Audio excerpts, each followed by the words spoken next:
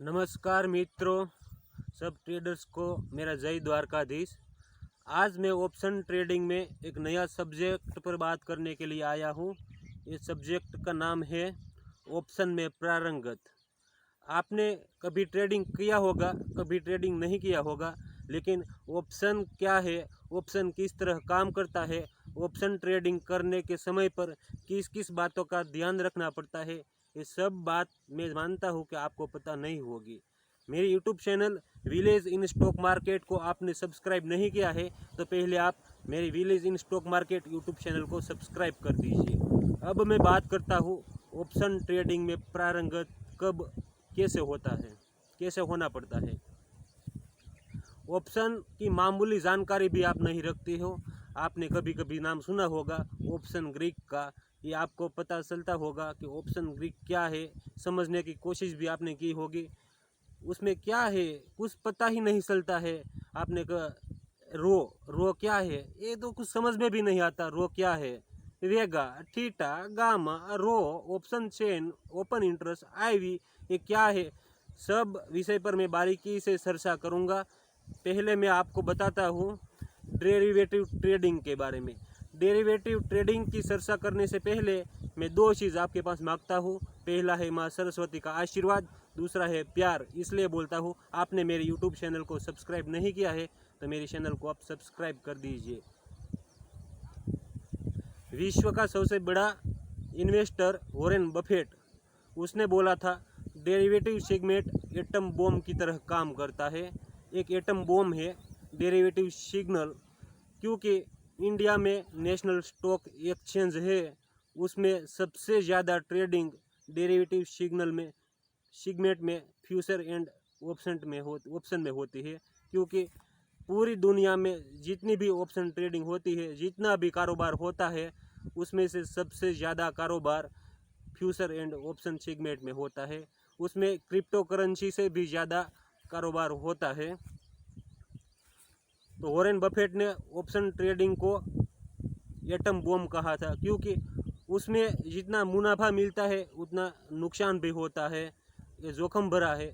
इसलिए मैं आपको बोलता हूँ कि ऑप्शन ट्रेडिंग में जोखिम से बचने के लिए आपको क्या क्या बातों का ध्यान रखना पड़ेगा, उसके लिए क्या क्या मुद्दों पर फोकस करना पड़ेगा।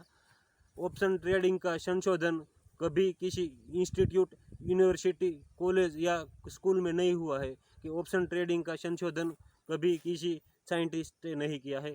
ऑप्शन ट्रेडिंग का संशोधन सदियों से इंडिया में हो चुका है। एक एग्रीकल्चर डिपार्टमेंट से ऑप्शन ट्रेडिंग की उत्पत्ति हुई है। जब कोई सदियों पहले, हजारों वर्षों पहले, जब कोई किसान को उसकी खेत में, उसका पाक में, उसकी फसल में जोखिम लगता था, नुकसान होने का जोखिम लगता था, तो ऑप्शन ट्रेडिंग करते थे। लेकिन उसका स्ट्रेटेजी अलग था, उसकी ऑप्शन ट्रेडिंग करने की रीत अलग थी। लेकिन अब आधुनिक समय है, इसलिए उसमें कुछ छोटे छोटे फेरफार कर बदल कर उसमें एक डिजिटल ऑप्शन ट्रेडिंग प्लेटफॉर्म बनाया गया है। तो पहले के किसान क्या करते थे, वो बात आपको मैं बताता हूँ। आप मान लीजिए आप एक किसान हो, आप खेत में काम करते हो, आपने मूंगफली आपकी खेत में उगाई है। तो क्या था, मानसून खराब, आप मान लीजिए उसको भय लगता था कि कभी बारिश कम हो जाए, कभी बारिश नहीं आई तो मैं क्या करूँगा, बारिश ज़्यादा हो गई तो भी मुझे नुकसान हो जाएगा। इसलिए किसान मूंगफली का पाक उसको मार्केट यार्ड में बेचने से पहले, सेल करने से पहले कोई बड़े लाला को ढूंढ लेते थे, चौधरी व्यापारी था, उसको ढूंढ लेते थे, उसको बोल देते थे कि मेरी खेत में मूंगफली का पाक मैंने उगाया है, अभी तो पाक छोटा है, बड़ा नहीं हुआ है, उसको मार्केट में यार्ड है, उसमें मैं लाने का जी 2-3 मंथ का टाइम बाकी है। तो आप एक काम कीजिए, मेरे साथ आप ट्रेड कर दीजिए फ्यूचर एंड ऑप्शन में। तो वो क्या करता था कि मूंगफली की एक प्राइस नक्की कर लेता था कि आप एक काम कीजिए, उसका दाम आप 1000 रुपया रख दीजिए। जब भी मेरी खेत में मूंगफली का पाक तैयार हो जाएगा तो मैं इस टाइम जितना भी प्राइस होगा उसके साथ कुछ लेना देना नहीं है, 1000 रुपये में आपको ट्रेडिंग करनी पड़ेगी। इसी तरह ऑप्शन ट्रेडिंग का कारोबार आगे चला था। उससे किसान को क्या फ़ायदा हुआ था? किसान को एक शांति हो गई थी कि अब चाहे मूंगफली का दाम गिर जाए या ऊपर हो जाए, लेकिन उसको तो 1000 रुपये फिक्स मिलना ही था। आज ऑप्शन ट्रेडिंग को कॉम्प्लिकेटेड बना दिया गया है। एक दो बेल की तरह काम करता है। पहला बेल का नाम है लीवरेज और दूसरा बेल का नाम है हेजिंग। लीवरेज और हेजिंग ये दो बेल है। एक एग्जांपल देता हूँ, लेकिन ऐसा होता नहीं है, लेकिन एग्जांपल सही है। लीवरेज है वो, लीवरेज एक भय है, लीवरेज एक लोभ है, हेजिंग एक भय है। लोभ किस तरह? लीवरेज एक कर्जा की तरह काम करता है। ऑप्शन ट्रेडिंग में आप कर्जा लेते हो तो आपको प्रॉफिट भी इतना ज़्यादा होता है और लॉस भी इतना ज़्यादा होता है। आप एक बात सुनिए मेरी, आप कभी कर्जा लीजिए ऑप्शन ट्रेडिंग करने के बारे में, तो उसका लॉस के बारे में भी सोच लीजिए।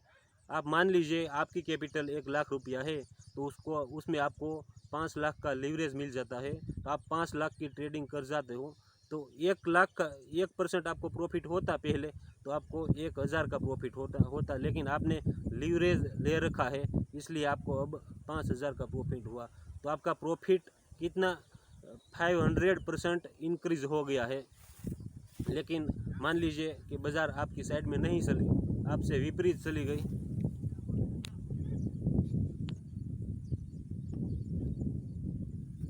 अब मान लीजिए बाज़ार आपकी साइड में नहीं रही, आपसे विपरीत हो गई, तो आपको 500% का प्रॉफिट डिक्रीज हो जाएगा, आपको लॉस भी हो जाएगा। इसलिए आप एक मेरी बात याद रखिए, आप कभी भी कर्जा लेते हो, कभी लीवरेज लेते हो, तो आपको सोच कर समझ कर कर्जा लेना चाहिए, नहीं तो आपको लीवरेज लेना ही नहीं चाहिए। आपके पास जितनी कैपिटल है उसमें से 10% कैपिटल से ही आपको ट्रेड करना चाहिए।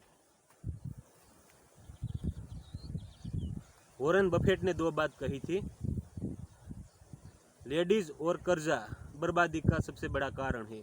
इसके बारे में मैं स्टॉक मार्केट में कल नए वीडियो में बात करूंगा, लेकिन अभी तक का वीडियो अच्छा लगा होगा तो सब्सक्राइब कर दीजिए, ये लंबी सीरीज चलने वाली है। जय द्वारकाधीश।